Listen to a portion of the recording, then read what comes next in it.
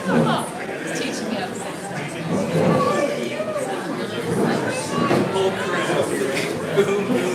Yeah, I know it's a lot. It's a lot. Yes, we did. You sit here.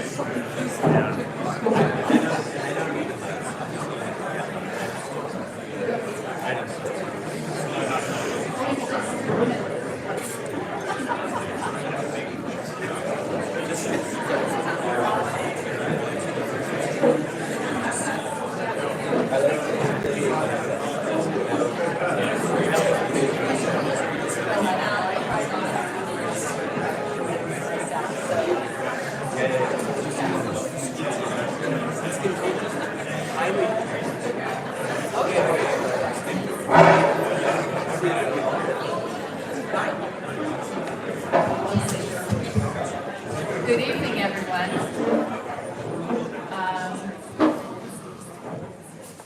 Good evening, everyone. Thank you very much for coming this evening.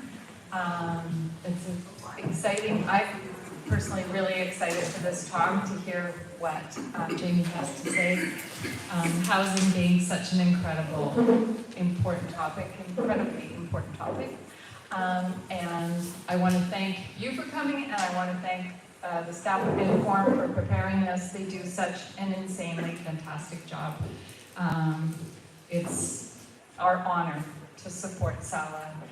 I'm not going to give a microphone to Matthew Soul, Professor of SALA. Thank you, Nancy. So I'm Matthew Souls. I'm Associate Professor of Architecture at UBC SALA. I'm going to just say some very short words about our fall event series. You are at the third of 6 events. Thank you so much for coming. We deeply appreciate it.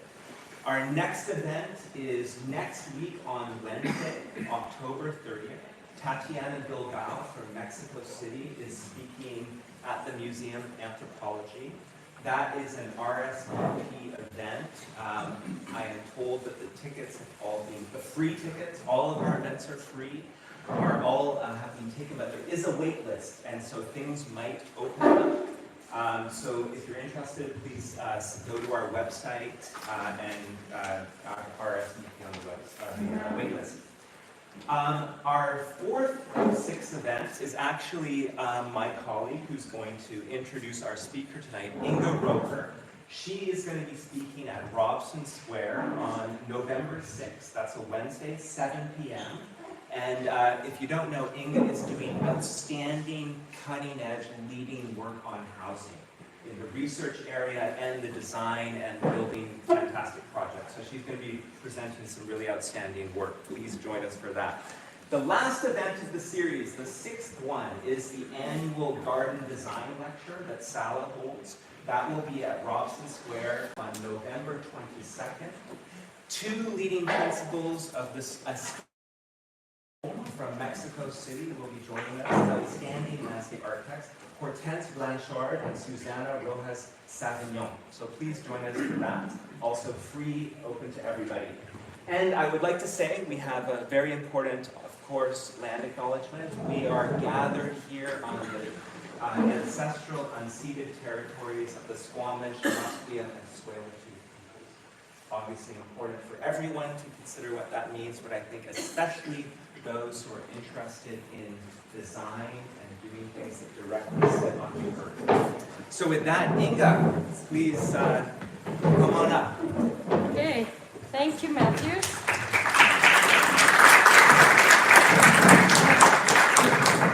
So I don't have to introduce myself as you did this already.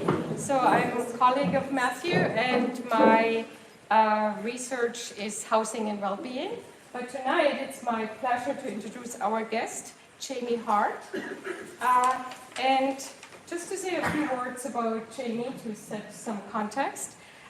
Jamie is a graduate of the Edinburgh College of Art and the University of Edinburgh with a professional experience in Ireland before moving to BC in 2011.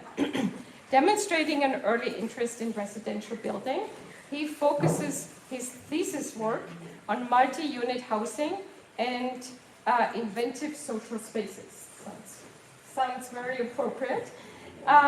Since graduating, Jamie has been involved in all aspects of residential architecture. Highly invested in energy and low carbon materials.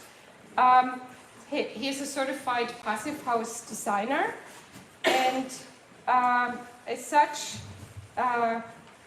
it's all influenced on Jamie's work he's doing to this day. And he's also known that he's very gifted to tackle very complex problems, which I think we also gonna hear about this project. And Jamie worked on the first passive house standard multi-unit projects, which is in Squamish, BC. And he's also the architect of the Skeena residence at UBC Okanagan. It's also a passive house and the first passive house residence on a Canadian campus. Now, Jamie is working on the Vienna House, a project that takes a number of complex issues, such as climate change, housing crisis, and the creating economic opportunities. With such, I would like you to welcome Jamie to the podium.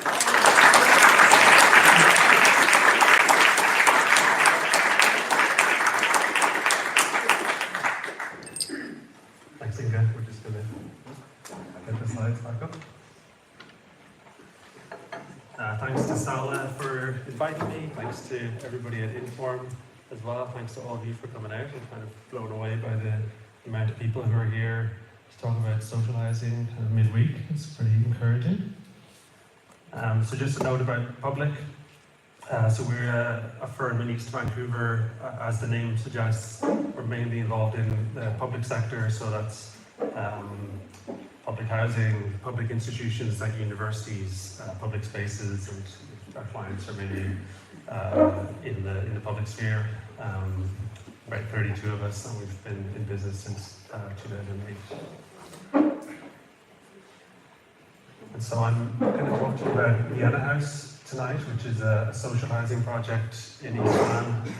It's near Trout Lake Park, and as you can see, it's right beside the Expo line, SkyTrain, and that's Victoria Drive on the west side. So it's a kind of very constrained site with a lot of lessons to be learned. It's, you know, strictly speaking, it's a typology that we should be building loads of, which is just a 6-story apartment building. We're supposed to be able to kind of hammer these out as an industry, but it's got a lot of interesting features because it's a demonstration project on behalf of BC Housing to try and trial some new thinking around climate resilience, low carbon materials for kind of reducing upfront carbon, low emissions and low operational carbon, and also kind of social resilience.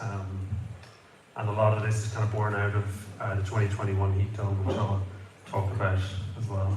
It's kind of a major driving factor in why the building is the shape it is, and some of the social and environmental factors. So that's the site location. If you can make out the red dot just to the south of Trout Lake Park.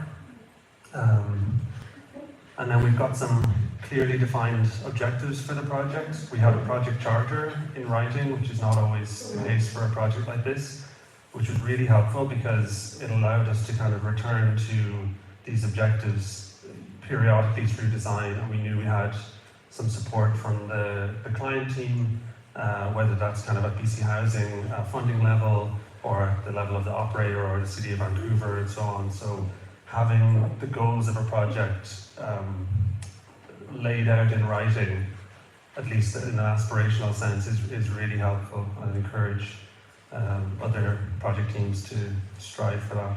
So the goals are in no particular hierarchy: to achieve a near zero emissions building. In this case, it's a Passive House certification that project's pursuing.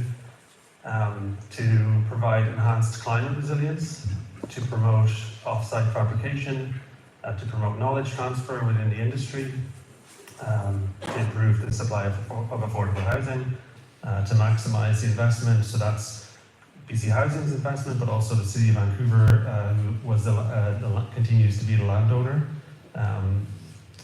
to use renewable materials, and then lastly, most challenging of all, probably, to do the above and also deliver the building on schedule and on budget.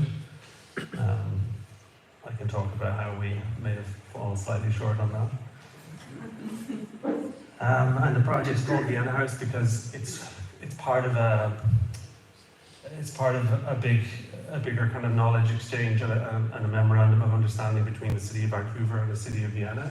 So I'll talk about it in a moment. There's a Vancouver house under construction in Vienna, and then we're working on the Vienna House here in Vancouver. But that process goes all the way back to 2018, so it's quite a long timeline.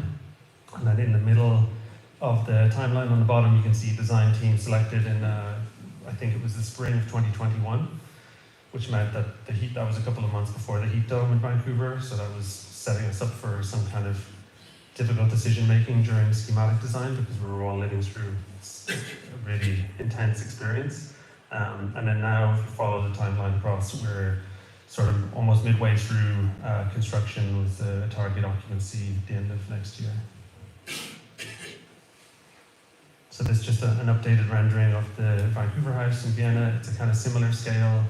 The relationship between our design team and theirs is maybe not totally symmetrical because Vienna, they kind of understand how to deliver large amounts of high quality social housing. So we have more to learn from them than they do from us, naturally. But it's been a very interesting relationship. They also have a very ambitious project. They have, on top of the usual things you would associate with social housing in Vienna, they have a great mix of rental rates, all very low by Vancouver standards. Great mix of kind of housing scale. They also have this concept of really long-term thinking and having units where they're kind of endlessly adaptable, where the tenant can move partitions and rearrange locations of rooms, and the building can be renovated to a completely different layout without disturbing any load-bearing elements. The plumbing is all arranged around future flexibility, things that we don't really think about here, that they're really delivering in the project, so it's very inspiring. And then I'm speaking to you about it tonight, but really there's dozens or maybe even hundreds of people involved, from funding, research, design and construction.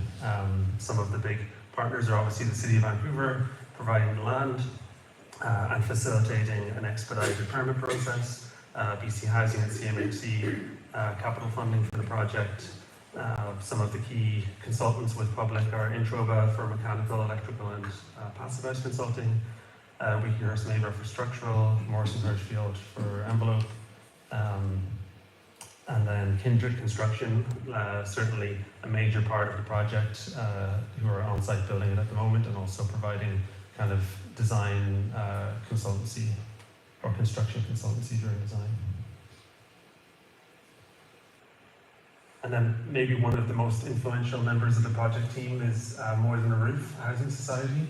So their role is really central, and the building wouldn't look like how it is, or wouldn't have such a kind of ambition and a generous attitude to its tenants if it wasn't for a really good housing operator. And they actually were brought on board on the project before the design team started, and they helped to craft the project charter, so their values are kind of embedded in the project's goals, and they have a very strong ethos around breaking the cycle of poverty and homelessness, and also combating the kind of epidemic of loneliness that we see in cities today.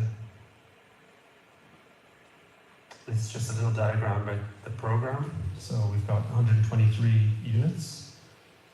46% of them are family units, which just means that they're either 2-bedroom or larger. They're all adaptable units by the building code in Vancouver. They range from studio all the way to 4-bedroom units, which is very rare to have a really large family unit. So we're really happy we managed to find a space for them. And then not a lot of car parking, but a lot of bicycle stalls to fit in. And then this is kind of what the progress is up to as of yesterday. If I had a little bit more time, I might have photoshopped out the toilet on top of the building. But it's about halfway done, I think. So that's 3 stories of the structural and envelope components in, and another 3 to go. And then you can see how close it is to the SkyTrain on the north there. Here's a little look at the building entry on the south side of Stainsbury Avenue. The area it's in is in Kensington Cedar Cottage as a district. It's kind of an interesting community. Like a lot of places, it was dominated by just single family homes, and there's a kind of emerging apartment building typology in this area. It's a great location because of proximity to Trout Lake and the community centre there. It's extremely close to the SkyTrain, as you can see. And yeah, it's a good walkable community, nice access to commercial street, lots of nice retail and cafes there. So it's a great place to live as a starting point. But the site itself is quite challenging in terms of geometry and noise exposure. So the image on the left, you can see our property line is kind of the right edge of that pathway.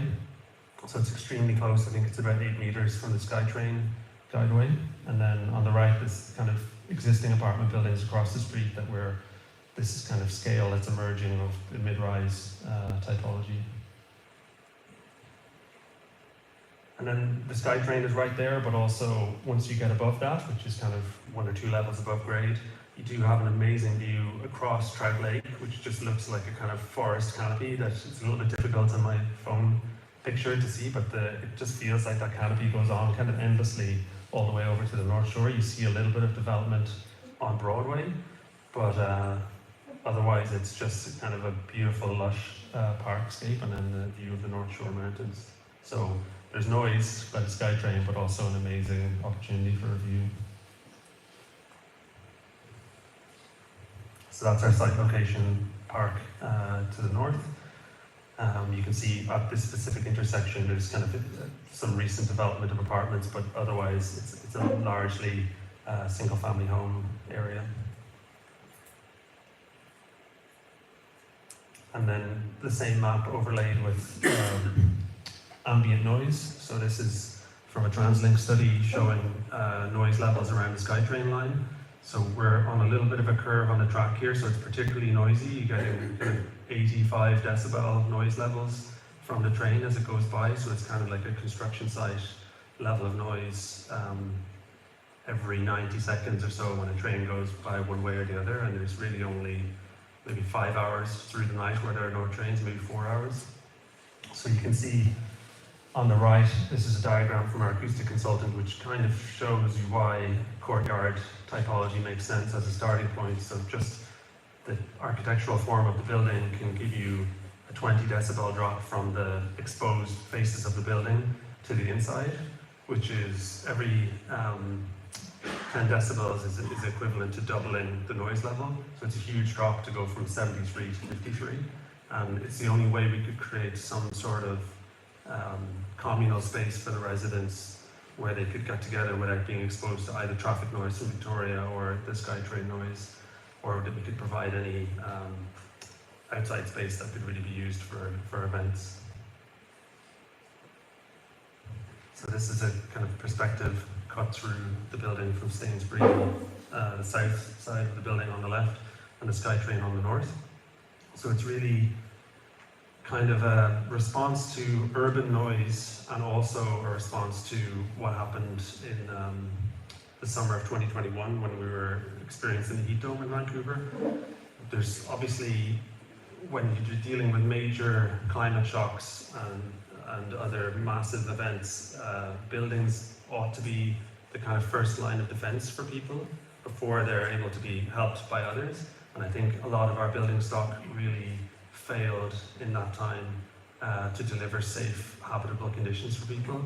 And we were all sitting on design calls with the client where maybe half the people on the call had air conditioning and half didn't, and people were saying like, this is unbearable. What are we going to do for this building? Like, we can't. We're either going to just throw full air conditioning at the project and kind of call it done, or try to do something a little bit more subtle, a little bit more resilient with some redundancy in there. And I think that the courtyard typology and the idea of giving all of the units cross ventilation, giving them access to light and air from two sides, was a really important decision made, and we got kind of buy-in from the client to that at a really key time. It also happened to coincide nicely with mitigating the acoustic issues on the site, so sort of heat and noise were our driving factors for why the building is formed the way it is. And then a big part of climate resilience is also social resilience. I think the coroner's report after the heat dome showed that a really common feature of the lives of people who died was living in social isolation without a good relationship with their neighbours and not having someone to call on when they were in distress. So it's part of the client's ethos and part of our design intent that this building really fosters social interaction between people, that you meet people in an environment that's a little bit more convivial than a kind of internal corridor in a normal apartment building, or just meeting in the elevator. Those are kind of non-spaces where you're not induced to, you feel like you're imposing on someone when you strike up a conversation in those. I wanted to try and give people a space, not that, which is bright, which is a bit more connected to comings and goings, where you can kind of do a little bit of people watching, you can maybe gossip about someone who's down below coming in, and you can spread some funny rumors or something, like just to bring some life to these kind of what are often just total transient spaces in apartment buildings. And so the walkways are a little bit wider, they're about 1 meter wider than what's required for exiting with, and they're fully sprinklered so that people will be allowed to leave out chairs, to put plant pots there. It's not going to be somewhere that hopefully it's not going to be somewhere where the fire chief comes and says clear out this space. It's an exit space only, and needs to be kind of sterile. And then in order to kind of get us over the line with getting the whole project team to agree to doing a courtyard form, because there's some resistance on the idea that it increases your envelope area and so on. We did this comparative model using a software called Fluid. So we made a quick Revit model for the two schemes. He populated with telling people about the number of residents in the various locations and where are your key areas, your entry points, your laundry room, and so on. And then you run a monthly simulation of how it performs, how many encounters and greetings it generates, and it's got some input from kind of sociology and psychology professors, I think, at UBC on how people react in space, it's obviously modeling quite complex environments, but it did show what we thought kind of intuitively is true, that we're going to get more interaction in a space where people meet outside and the circulation is kind of looping and generous. But it did allow us to say more than just trust us, it's going to be a pleasant building. We had some degree of empirical backup for it. And then this is just a diagram to show positioning the service life of the building in time, looking forward. So we've got a little space in the middle of the slide, which is our period of design and construction. and then a much bigger 60-year period of the building's design service life. Hopefully it stands for longer than that, but that's kind of what the official service life as a minimum is. And then this is overlaid against a graph of projected days with a daily maximum of more than 32 degrees Celsius. And there are different scenarios in here depending on what we do as a global community to mitigate climate change, but it does just underscore that people living in the building in the second half of this service life are going to be encountering challenges that we don't at the moment, or encountering them much more frequently, and life will be different. And the building ought to at least acknowledge that in its design now, and make what provisions we can to, reduce hardship and stress on the building and the occupants. And so, as I said at the start, it's a passive house project, and I think there tends to be this tendency to focus a lot on compactness when you're doing passive house projects, because you're kind of told that you're really trying to solve the winter heating condition and reduce heat loss in the winter to deliver an economical building. But I think as we're seeing the climate shifting, it's becoming harder and harder to deliver energy efficiency and thermal comfort in the summer than it is in the winter. And really, if you focus on a kind of a super compact house, kind of to solve your winter condition and reduce heat loss, you can in some ways make your summer comfort harder to achieve. You've got like bigger floor plates, you've got less potential for natural ventilation and so on. So this diagram is just showing that, to be efficient, you want to have a surface area ratio of less than 2 to look after your budget efficiently. So that's the external area divided by the floor area. But even though Vienna House is kind of hollowed out in the middle, it still has a surface area ratio less than 2 because other decisions around stacking and a simple building form are made that allowed us to do a kind of big move with the building form, but still have a pretty efficient. We don't have to, throw money at the building to try and achieve passive house performance. It's a trade-off between winter and summer comfort, and a trade-off between 2024 climate and what might be coming in the future. And so on the left is our ground floor plan, and on the right is a typical floor plan. So you can just see all the units are arranged around external elevators and external stairs, which creates its own challenges because we tend to look for areas to bury services in corridors and kind of internal shaft space in buildings. So it makes some things quite challenging to accommodate, but it does mean that every unit has an external front door, and every unit has light and operable windows on 2 sides. So it means that even the ones that face the SkyTrain, in a double-loaded corridor building, 40% of the units, their only windows would face the SkyTrain, and they would probably never open them. Whereas in this case, at the very least, they could always open windows facing the courtyard. And this diagram is just to kind of illustrate the effect of, on the top there's, the typical section of an apartment building, where you've got this internal corridor. You've got operable windows, but really no ability to kind of purge warm, stale air that's built up during the day. Whereas on the bottom, you've got the opportunity for cross ventilation. Maybe it's only when you come home in the evening after work, you open windows on both sides for an hour or two to just purge any warm air that's built up during the day and lower the temperature in a passive way. And so the site's relatively constrained. I would say the courtyard is kind of an urban atrium in its proportion. It's quite, it's kind of like a tapering kind of sliver of a space, and there's a bit of a trade-off between giving people a kind of a semi-private balcony space at their front door versus, daylight penetration down to below. But we do still see, particularly in the summertime, you get sunlight all the way to the bottom in the mornings. It's thankfully quite nicely orientated for getting a good degree of morning light all the way to the bottom of the courtyard, but it's somewhat urban living in its form. It's not like a garden courtyard that you might see on a project built further out with lower land costs and a bit more space.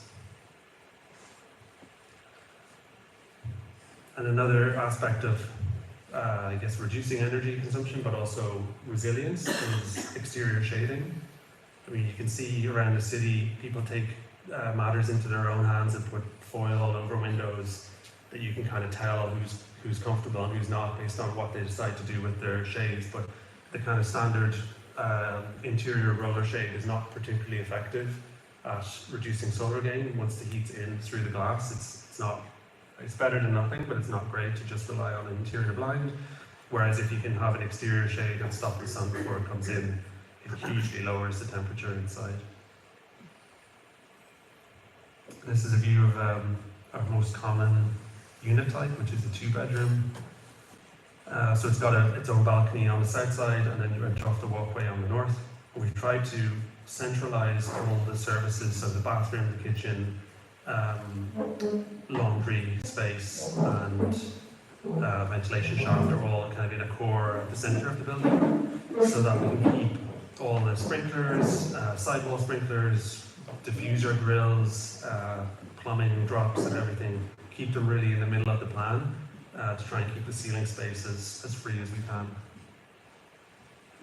And this is just a view on the right of the interior, so I'll talk a little bit later about what the building is made out of and prefabrication, but that effort to kind of try to control where the building services are in the plan really helps you to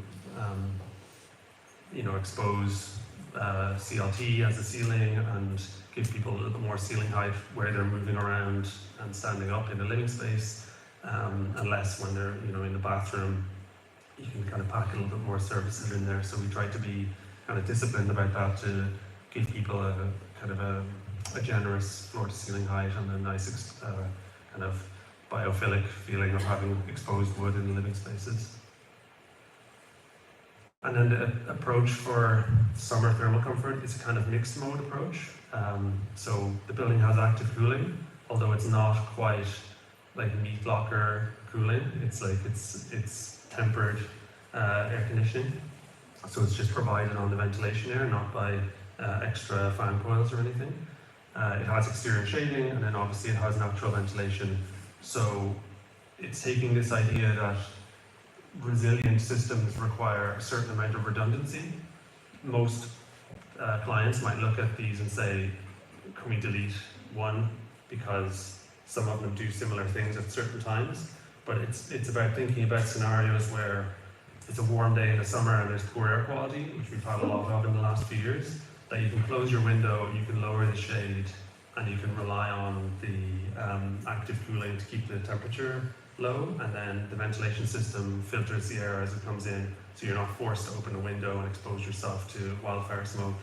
Or there's a power cut in the summer and you have no air conditioning, but you can go off to work and leave the shade down, and then you can come home and open the windows on two sides and just purge any, like, it will keep your unit pretty cool with the shade, but you can also clear out any hot air that's built up during the day. So I think resilient buildings do require a certain amount of redundancy, and trying to cut things to the bare bone works to a point until something unexpected happens. And I think buildings need to kind of have a certain amount of spare capacity to deal with all the shocks and strange occurrences that we've seen in the last 5 years or so.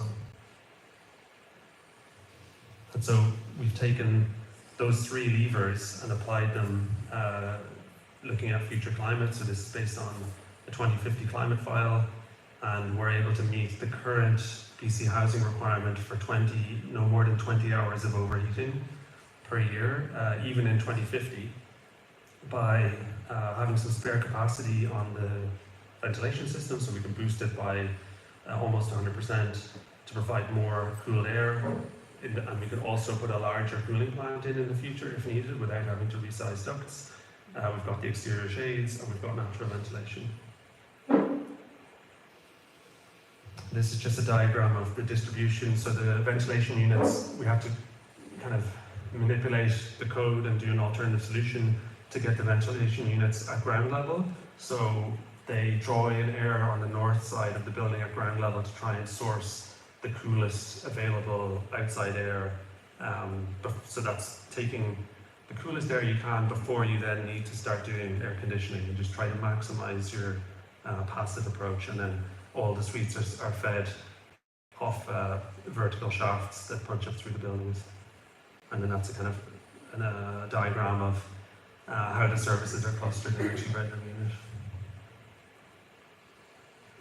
And then on the rooftop, another resiliency feature, the hot water tanks are up there so that if there's a disruption to water supply, or there's a power outage and we can't pump water, after a seismic event that water valves are shut off, the building has a supply of potable water at the roof level that could be drained by gravity if people need to collect water in a really severe event where normal city services are disrupted.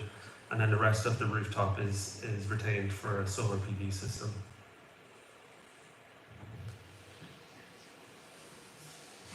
And so one of the other goals or objectives was off-site fabrication, which the site being so constrained kind of makes an argument for prefab in itself. There isn't really laydown space for materials, so the idea of just panelizing assemblies and bringing them to site and taking them from a truck in place on the building was kind of the most efficient way to do it. So it kind of nicely aligned that the site forced us to consider prefab, and then the project charter kind of supported that kind of design decision as well.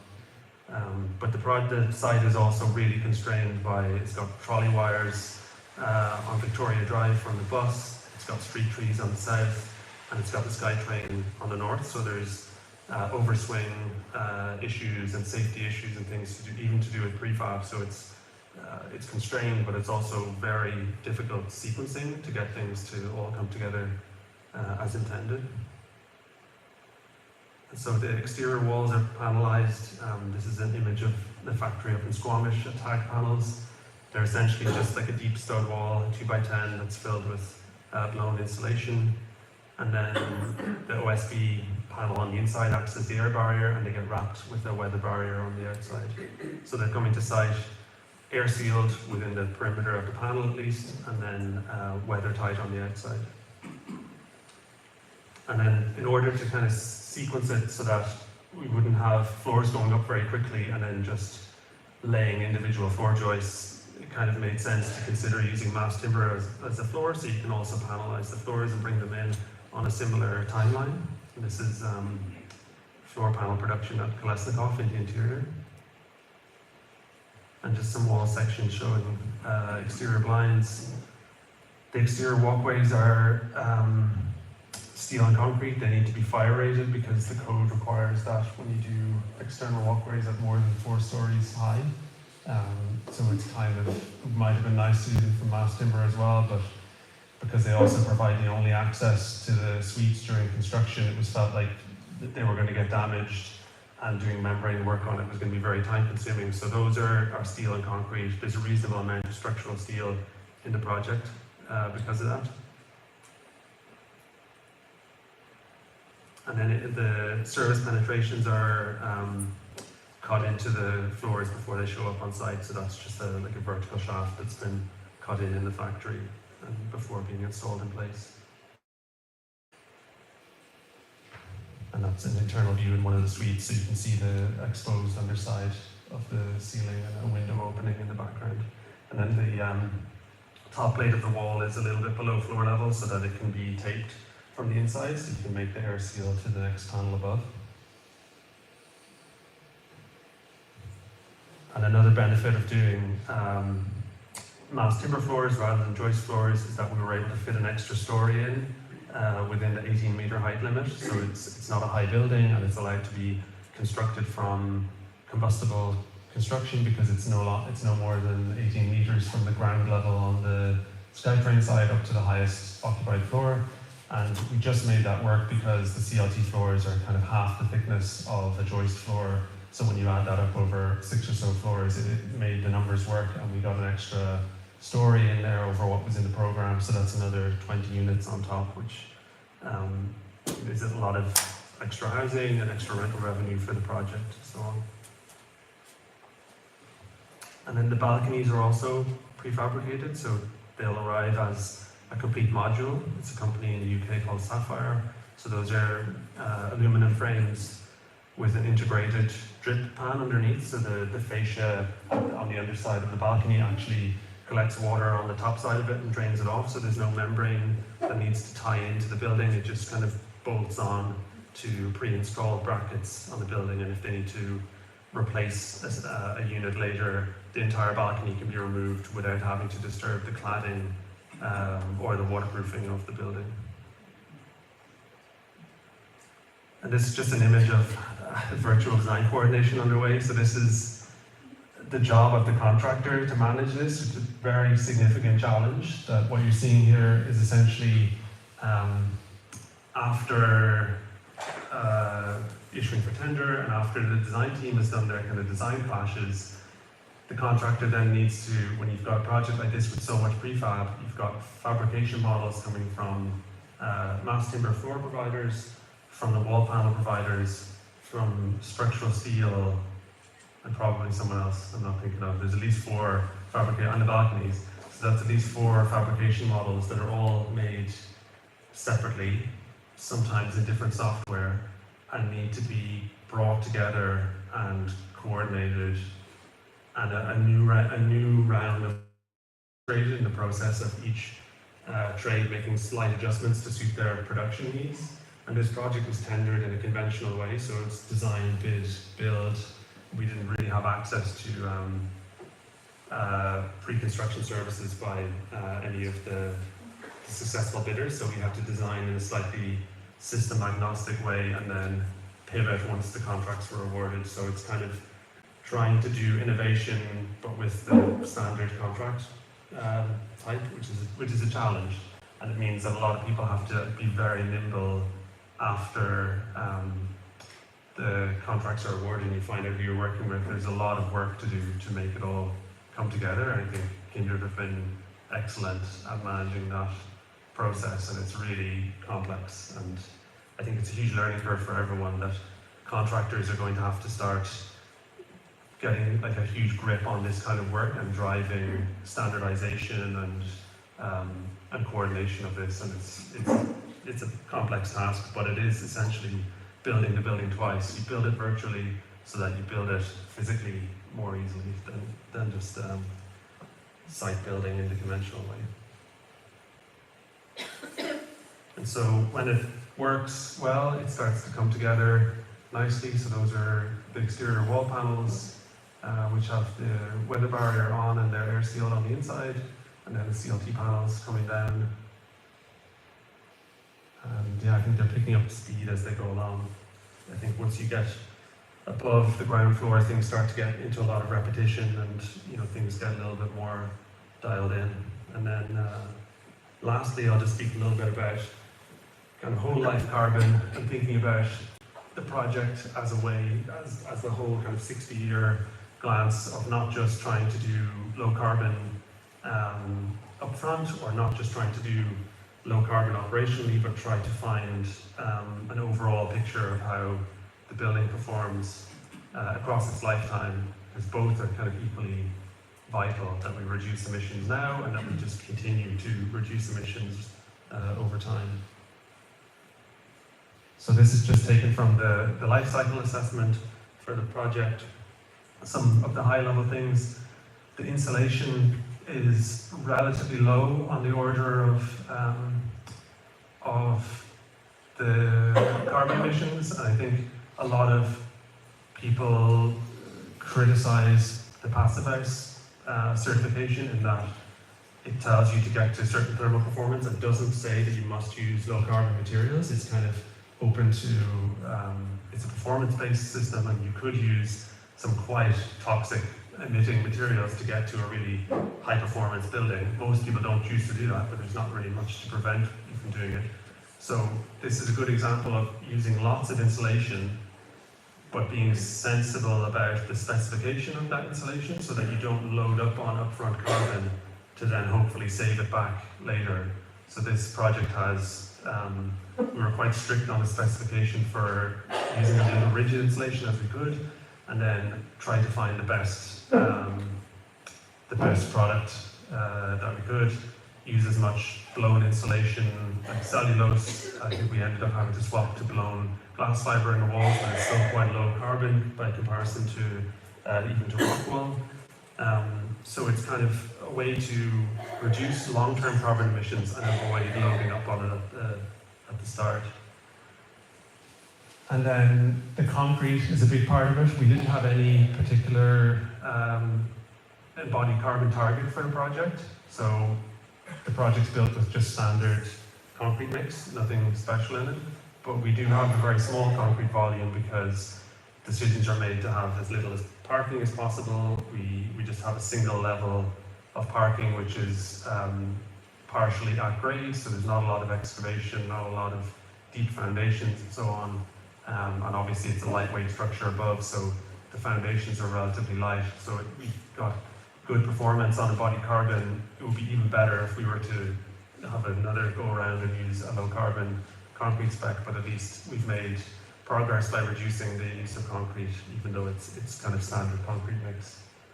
And then this is kind of how it looks if you include biogenic carbon storage, which is a little bit of a contentious subject. So I think it's always good to show both, show your figures without assuming that your mass timber and light wood kind of absorbs and permanently holds carbon, because the science around that is kind of constantly evolving around forestry practices.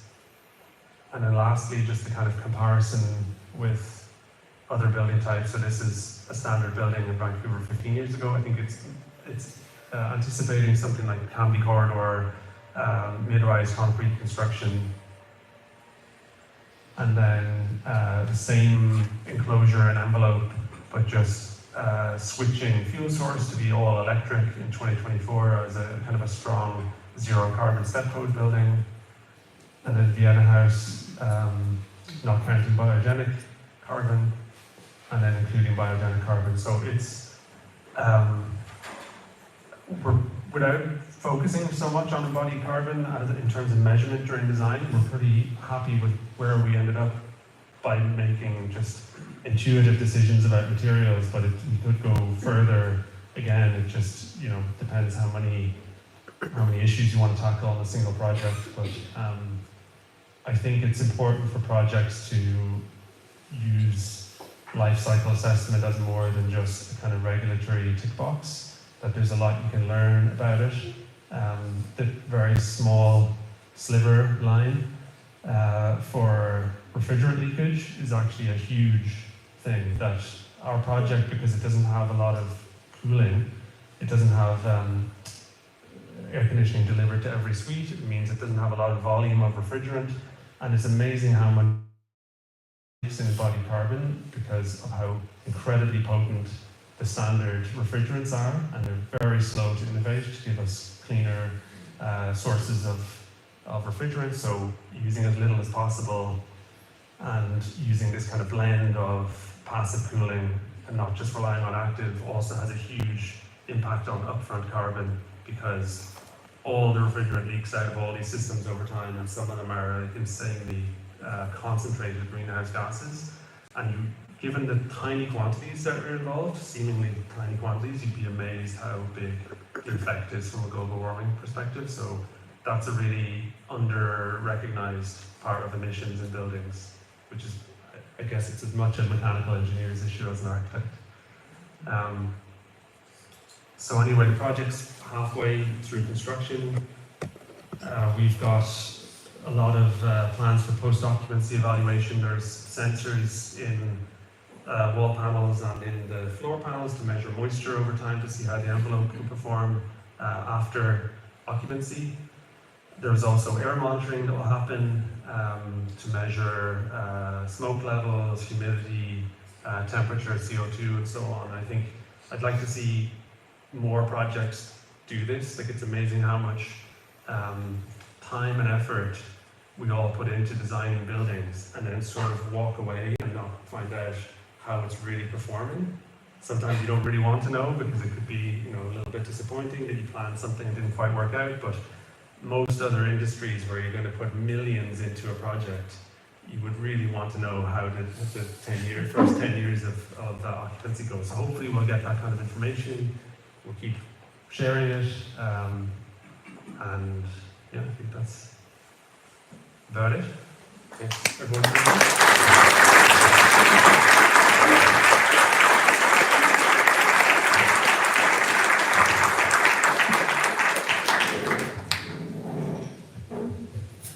Does anybody have any questions?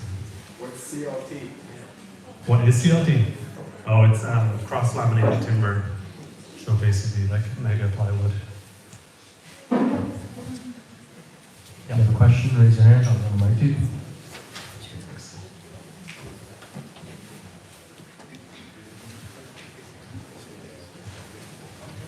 Yeah, wasn't that question? Yeah, sure. Thank you very much. Great talk. Could you comment on the price of doing this type of development versus a 15-year-old style of development? It's difficult because everything is built in 2024 money, so those prices are no longer possible because of just inflation and land values and so on. So there's constantly shifting baseline. I'm sure it would look, if I was to compare the cost per square foot to this to the constructed cost per square foot of something from 15 years ago, it would certainly be a massive difference. But what you would attribute that to would be a number of factors, mostly kind of industry and economic ones. It's more expensive. I think the project is quite competitive on price for a high performance apartment building built on a tight site in Vancouver. It's not like the solar, the exterior shades, or the fact that it has a little bit extra wall area is not really, it's not making the project unviable. Like the things that make it expensive are things that are hard to avoid, like where it is the general aspiration to do something high performance, whether it's even just the top of the current step code. So it's more. But I can't say that I have a number for you, and I think it has to be weighed against a long-term thinking around value versus cost, and what's the cost of building lots and lots of construction from 15 years ago if you have to kind of evacuate people from homes in heat waves. So there's costs to not doing some of this stuff as well, which we don't often talk about.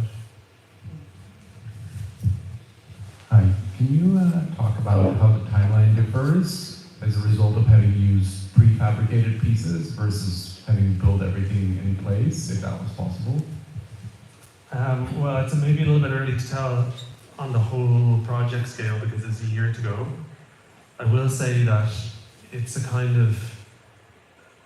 little bit of a prototypical project, and we didn't commit to the client that it was going to be significantly faster because so many people involved are doing this kind of construction for the first time, or on the design side as well. So it's not that it's a kind of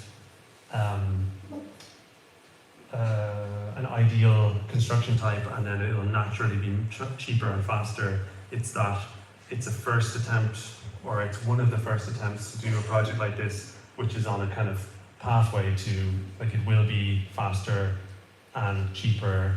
Obviously in Europe it's cheaper to do prefab than to build on site because they've gone through this kind of change from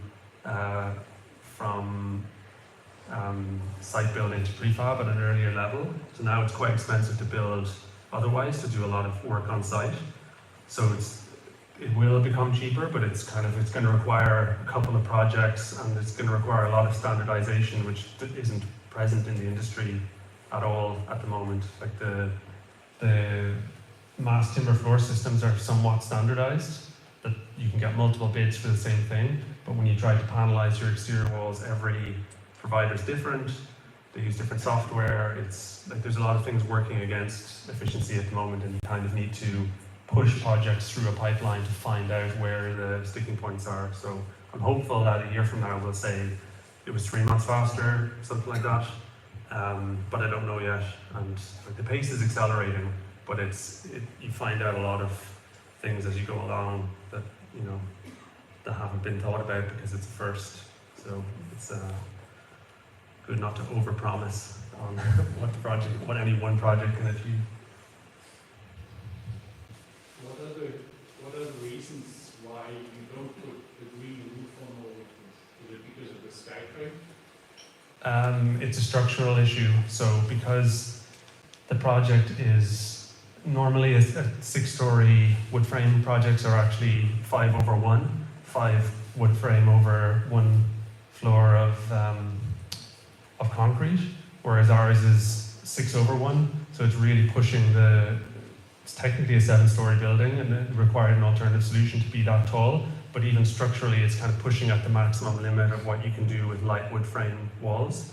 So the weight of a significant green roof, we were advised away from it because of the sort of wet weight of what a green roof can deliver and how it might move in a seismic event and so on. That it would have had a significant structural implication on what happened below, whereas the solar panels are actually considerably lighter, and it was deemed to be a kind of better use of project budget. Thank you for the presentation. You were mentioning, I appreciate you mentioning that some of the lessons to be learned about timeline and other aspects of this process will come at the end once you push this project through the pipeline. And there's lessons for the following projects if they were to do the same prefab process. I'm wondering, so far during the course of construction, what are some things that you've learned? What are things that have happened, unknowns or things that were surprising, positive or negative, for a process like this where things are coming, all panels, all elements of the building are coming prefabricated, presumably to a great precision from the factory. What are still some things that have happened on site that have been accidents or things that have put the timeline back? Trying to think. I mean, there are things that have been hard to avoid in terms of just trying to manage.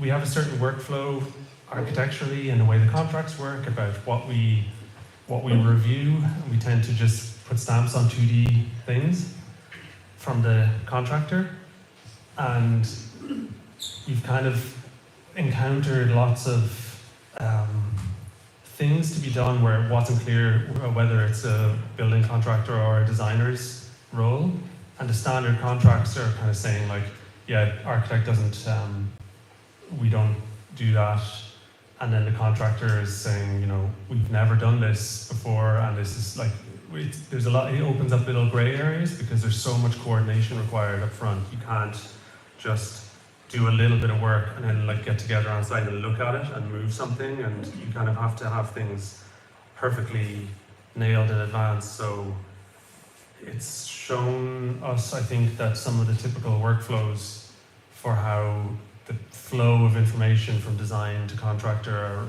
kind of hold back, and the way that you know, public money has to be delivered in a very transparent way, where you tender the project all at once, so you get one overall contract price, and before public money can be put on the line, which is a reasonable thing, but it does mean that you have to do loads of slightly speculative design work and then walk it back if somebody is a successful bidder and has a different opinion about it. So it's shown us that there's lots of inbuilt inefficiencies in the way that collectively we work that really stymie innovation, and they kind of constrain, you know, you have people that are ready to go to make things, and it's 99% coordinated, but to send it to site would be a disaster because of that last 1% of, you know, where is that post going or where is that opening going in it. So there's bottlenecks in the system that we're finding by just kind of pushing through them. Thank you for that presentation. Just have a quick question. So you're kind of talking about these big systematic approaches and thinking that has been present through the project. I'm kind of wondering about how you expect all of these choices to impact. You talked a little bit about it, but kind of the end user residents how all of these systems come together and how you expect for them, like do you feel like these kind of systems are going to be obvious that it's a prefab system, like or how people are going to feel in the end? How do you expect that to go? Kind of the more human side of it more than the design side of it. Yeah, well, I hope that a lot of this stuff, the technical side, the things that I talk about, are totally not obvious, that people never have to think about them because they've just been resolved nicely. And then it's important that the building has an operator that's on site, that everybody kind of knows the person who's in the office downstairs if they have any question about it. I mean, we've tried to design spaces which are not, like, because there's redundancy in it. If you don't ever pull down your exterior blinds because you don't know how the mechanism works or if there's a switch on the wall for them, then the building will still perform. Like, we're not creating spaces which require people to be highly involved in the management of their own kind of comfort. You know, I think you need to give people some flexibility and meet them where they are, but also there is an education component to it about letting people know if you're uncomfortable, these are the things you can do to improve it. You know, keep your windows closed during the day when the air conditioning is on, and like there's certain things like that that I hope that the operator can keep with their personal relationship with the people that live there. They can kind of impress upon them. But then a lot of the other, you know, I hope they never need to consider that there's solar panels on the roof because they just work and they do things on a different kind of plane. So yeah, a lot of the, I hope it feels just like a good apartment building, a nice place for kids to grow up, and that it looks after people in difficult times, and that's kind of about it. Anyone else? We have one in the front that's been waiting a long time. Yes. Okay, my question is architecturally, because I noticed that most of the questions are more in the construction financial side. So to go back a bit to the SALA realm, is if you can explain us the reasoning or the logic behind the oversized balconies. Is this connected to the time of the pandemics or COVID? Because for whomever follow a bit of what happened in Europe, or even architectural magazines from Europe of those days, they were reclaiming or pushing to go back to the large balconies that were used to build in the social housing of 60s, 70s, especially in England, in Spain. And then because of budgetary issues, they were reduced. And everybody who didn't have a balcony really had a hard time during those days, especially in mainland Europe, where the restrictions were stronger. No, but I noticed that it's very beautiful that you have been able to put a very oversized balcony in every unit. Yeah, I think some of the 3 and 4 bedroom units in particular have very long balconies that you can kind of populate with different furnishings, and kids can kind of wander along, and they're certainly bigger than you would normally see. But then the units are bigger. Like there isn't a template for what a 4-bedroom unit requires in the BC Housing Guidelines, so that's already a kind of opportunity to say what should it have, because it's not written down how big a balcony should be. They don't have a 4-bedroom apartment line item in the so there's an opportunity there. Definitely this project benefited by being a demonstration project, that maybe some things were approved that the next project might come under more scrutiny. But you know, we were relatively restrained in other areas. We're very paid close attention to overall efficiency of the unit layouts and space designing to the design guidelines we're given, which are quite prescriptive. So sometimes opportunities open up to be a little bit more generous in other areas. But I think, you know, designing during the pandemic in very hot weather, selling the idea to people who would love more outside space themselves, you know, on the design meetings, it makes it easier to make the argument when everyone's suffering from lack of social connections in the pandemic or lack of private outside space. So it could be just a kind of a time and place thing, but yeah, certainly There was enough new ideas on the project that it sort of opened up opportunities to talk about what's appropriate if you've got a 4-bedroom apartment full of children. Is a sort of 5-foot by 7-foot balcony what you need? Probably not. Thank you. We do one more at the front, there's another hand. Thank you very much for presenting the project. It's very ambitious, well executed. There's one place where I just found it completely lacking, which was you started to speak about, and it goes after like this idea of like social interaction. And I think I've seen this very much in North America. And I think having this connection to Vienna where social interaction is actually taken very seriously. You know, where buildings have different scales of interactions, right? Where the private balconies, shared spaces, social spaces for a couple of floors, social spaces for 5 floors, social spaces for the whole building. And here's like a 0 to 100. You have one, and then you have this idea of this, I don't know, I mean, kind of like a very nice motel idea, right? You've made a longer, bigger walkway, but it doesn't actually promote anything. My question is kind of 2 questions. One of them is the internal conversations that you had around that and what they were, because there are obviously other limitations that aren't. And the second part of that question is also whether how it ended up with BC Housing and the priority that's given to the structures that you're working. Is it one of these like talking poetry to the taxman kind of situations where you may say this and it just lands nowhere with the people that are funding you? Yeah, it is a little bit like talking poetry to the taxman, so that's why you have to kind of slip that in as, you're addressing climate resilience and we're addressing kind of urban noise issues and the fact that, you're not going to convince a Crown corporation spending money that the 50% more social interactions here or there is kind of anything to put lots of money into, or certainly to deviate on typology because of something like that. So it is a fair statement to say that the walkways are a kind of, they are a prescriptive form of coming together, in that if that's a certain way of interacting with people. And there are certainly what we see in Vienna is not, a courtyard building all on one site. With that, you do see single-loaded corridor co-ops and co-housing projects where people do occupy an outside walkway into units, but it tends to be, one building that forms a courtyard with other buildings. So a larger move on an urban design scale rather than within a building, this tight loop of circulation.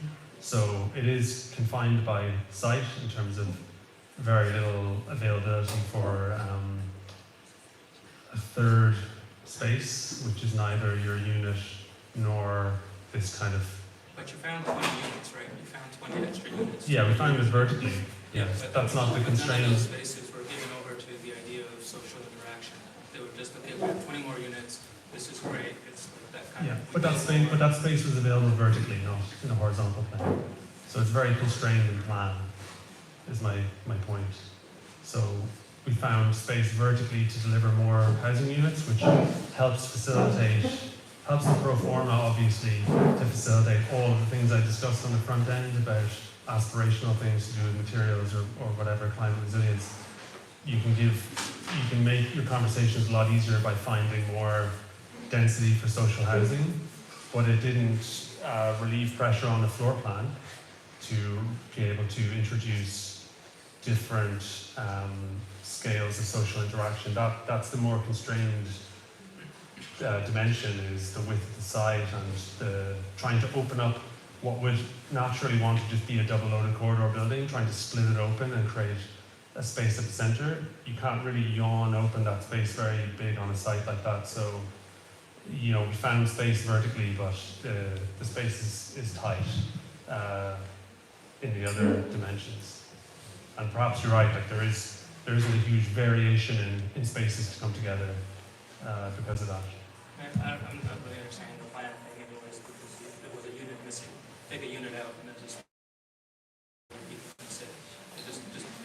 Yeah, and we did that. I'm trying to understand, what it means in BC to do this, right? Because in Vienna, this is clearly done with these spaces, and they place that emphasis. So it seems that part of it is that BC Housing doesn't want to hear it, or doesn't.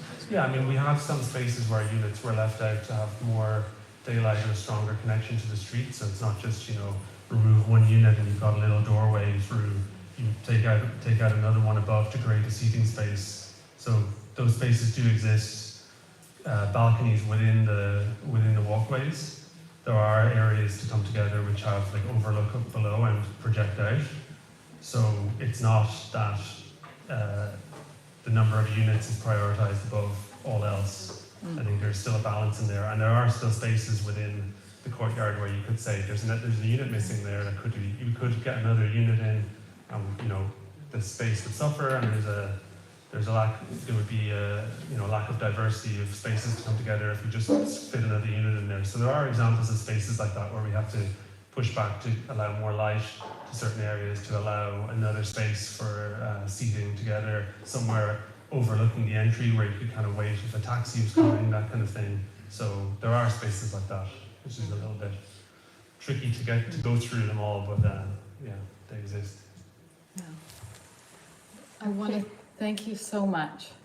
Yes. Thank you. Thank you.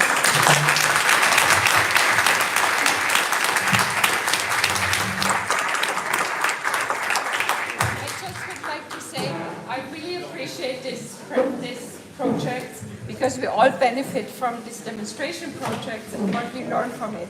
And it's very difficult to push all the way. And I really appreciated working with BC Housing and how hard that is, that you could really push so far.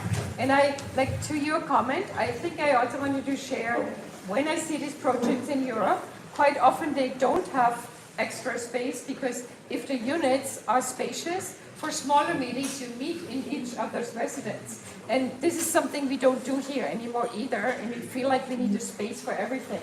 But when there's bigger units in a configuration, then you use the units to meet your neighbors and have parties. So that would be my take on this, that we may have to rethink a lot how we use spaces and not need to have a label for everything, Okay. Anyway, I stop with this. We continue the debate at Inga's talk. Okay, listen, I have one more advertising to do. This Friday, UBC Housing Coalition and SALA have a joint lecture at UBC Robson Square from 1 to 3, and this is all about the new laws about the point stair or single stair, what people call it, and we have experts from Ontario, and we're going to discuss the new rules and why we believe in that this is a good idea. So join us if you would like to know more about the single stair, point stair development. Thank you.